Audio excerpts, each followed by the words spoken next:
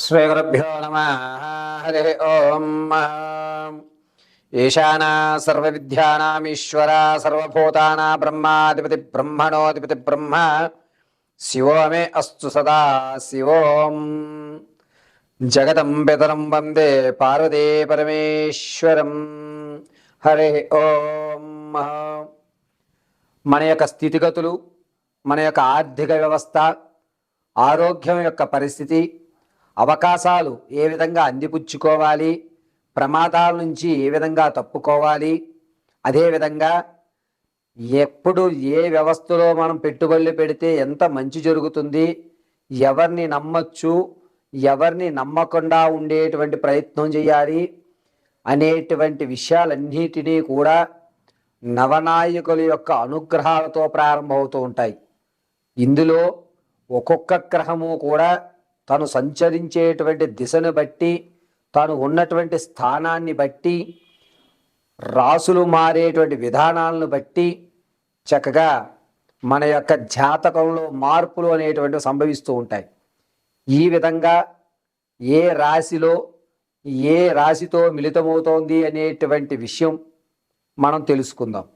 ఇందులో ముఖ్యంగా ఏమిటంటే రేపటి 12వ తారీఖు నుంచి కూడా 23 వరకు బుధగ్రహము గురుడితో మిళితమవడం, అయితే 18వ తారీఖు తర్వాత నుంచి బుధుడు, గురుడు, రవి ముగ్గురు కలయిక జరగడం అనేది జరుగుతుంది.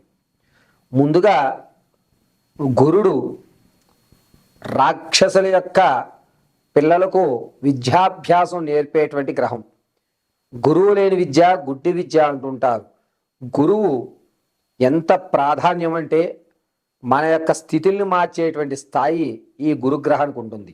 అంత విశిష్టమైన గురుడు ఆలోచనకి మూలమైనటువంటి బుధగ్రహంతో కలయిక అనేటువంటి జరుగుతూ ఈ నెల 23 వరకు కూడా జరిగేటువంటి ఫలితాలు ఏమిటి, ద్వాదశ రాశుల వారికి ఈ గురుడు బుధుడు మిళితంలో ఉండడం వల్ల ఏ విధమైనటువంటి ఇబ్బందులు కానీ, ఏ విధంగా ఆర్థికంగా నిలబడ్డం అనేటువంటివి జరుగుతాయి అనే విషయాన్ని కూలంకషంగా మనం తెలుసుకుంటాం.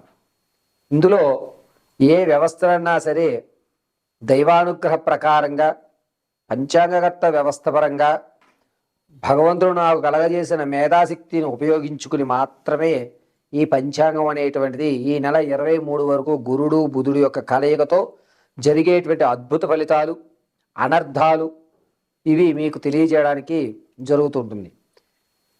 దీని తదనంతరం ఎపిసోడ్లో మీకు బుధుడు, గురుడు, అదేవిధంగా రవి ఈ 3 స్థానాలు కలయిక అనేటువంటిది వచ్చే నెల అంటే జూలై 26 వరకు ఈ ముగ్గురు జలచరరాశుల్లో స్థిరత్వంగా ఉంటారు. అప్పుడు జరిగేటువంటి ఫలితాలు ఏమనేది నెక్స్ట్ ఎపిసోడ్లో మీకు ఇవ్వడం జరుగుతుంది. ముందుగా గురుడు బుధుడు కలయిక ఏ విధంగా ఉంటుంది ద్వాదశ రాశుల వారికి అనేది తెలుసుకుందాం. తదుపరి కుంభరాశి. కుంభరాశి వారికి 14వ తారీఖు నుంచి నూతన పరిచయాలు ఏర్పడటం వల్ల ధనాన్ని నష్టపోయేటువంటి వ్యవస్థ ఎక్కువ అవుతుంది. అంటే నీ స్థాయి ఇది కాదు, నువ్వు ఇలా ఉండకూడదు అని మీలో మార్పులు చెందించడానికి కొత్త పరిచయస్తులు మిమ్మల్ని కొత్తగా తయారు చేయడానికి మీ వద్ద ఉన్నటువంటి ధనాన్ని, అంటే ఇప్పటి వరకు దాచుకున్న రూపాయి ధనం ఏదైతే ఉందో దాన్ని అంతటినీ మీ యొక్క అలంకరణకి, మీ వస్త్రాలంకరణకి, మీ సౌందర్య అలంకరణలకి ఖర్చు చేయిచ్చేస్తూ ఉంటారు. అంటే సొమ్మొకరిది సోకొకరిది అనేటువంటి నానుడి 26 వరకు కుంభరాశి వరకు నడుస్తూ ఉంటుంది.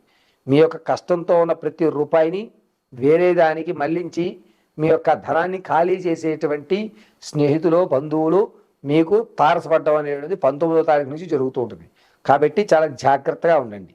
అంతేకాకుండా విందు వినోదాల్లో మీరు పాల్గొనడం వల్ల ఆ భారం ఇచ్చే తర్వాత చూసుకుందాంలే మనం అని ఆ భారాన్ని మీ మీదకే గెంటేస్తూ ఉంటారు. అంతేకాకుండా రాజకీయ నాయకులు ఎవరైతే ఉన్నారో మీకు మంచి అవకాశం కనబడుతుంది. మీరు ఎవరూ చేయనటువంటి పనిని కొత్తగా చేసి మీరు ప్రఖ్యాతులు అనేవి పెరుగుతూ ఉంటాయి. విద్యార్థులకు అంత ఆశాజనకంగా ఏం కనపడడం లేదు. వివాహం పూర్తయినటువంటి భార్యాభర్తల మధ్య మాత్రం కుంభరాశి వారికి చికాకులు ఏర్పడి కొంచెం ఎడమకం పెడమకం అయ్యేటువంటి అవకాశాలు ఏర్పడుతున్నాయి. కుంభరాశిలో అంతకుముందు నూతనంగా వివాహమైనటువంటి వారు ఈ మధ్య కాలంలో ఎవరైతే ఉన్నారో వారు పెద్ద మనుషుల్లో మీ యొక్క స్థితిని పెట్టుకునేటువంటి అవకాశం ఏర్పడుతుంది. అంతేకాకుండా విదేశాలకు వెళ్దాం అనుకున్నటువంటి ఆలోచన ఎవరైతే ఉందో కొన్ని ఇబ్బందులు కలగడం వల్ల మీ ప్రయాణంలో ఆటంకాలు ఏర్పడుతూ ఉంటాయి. అంటే ఏదో అక్షరం తప్పు పడ్డమనో లేకపోతే ఈ డాక్యుమెంట్కి సంబంధించిన కాగితం మీ దగ్గర లేదనో చెప్పి మిమ్మల్ని ఆపుతూ ఉంటారు. ఈ నెలాంతర వరకు కూడా ఇదే జరుగుతూ ఉంటుంది. ఏదైతే అవకాశం మనం తీసుకుందాం అని అనుకుంటున్నారో అది ఇంకాస్త వెనక్కి వెళ్ళేటువంటి అవకాశమే ఏర్పడుతూ ఉంటుంది. కుంభరాశి వారికి అద్భుతమైనటువంటి ఫలితం అనేటువంటిది 26 తర్వాత జరుగుతుంది. అందులోనూ బుధుడు, గురుడు, రవి యుక్తో కలవడం వల్ల మంచి ఫలితాలను ఏర్పరచుకుంటారు. ఎప్పుడు 26 తర్వాత. అప్పటి వరకు అంతంత వరకే ఉంటుంది. ధనం మీ దగ్గర కంటే మీరు మీ యొక్క భార్యకో పిల్లలకో లేకపోతే మీ తమ్ముళ్ళకో ఎవరో వాళ్ళ చేత మాత్రమే మీరు ధనం ఖర్చు పెట్టించుకోవడం మంచిది.